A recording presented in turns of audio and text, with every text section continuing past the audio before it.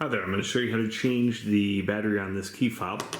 There's two styles that are very similar, and if yours looks a little bit different than this one, like the keys on this side, I've also made a video about that, and there's a link below in the description that will take you straight there, so go ahead and click that.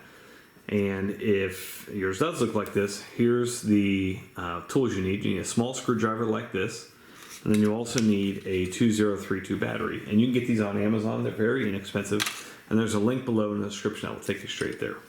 So first order of business is to actually remove the key. And you can use your thumb or just pry it out with a screwdriver.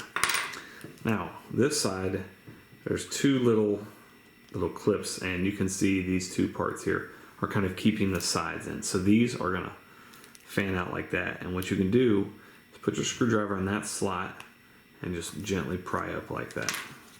Same thing on this side. Put it in that little slot and pry up. So the slot you want to be in is right here and right here. So just get that and then pry. And at this point, this is where your battery is. So you can just, there's a little arrow right there. Just push that out. All right, and there is your 2032. Go ahead and take out the old one. And the new one, you're going to want to do positive side up. Then take this and just, let's see here, this goes like that. Twist that around. Now this,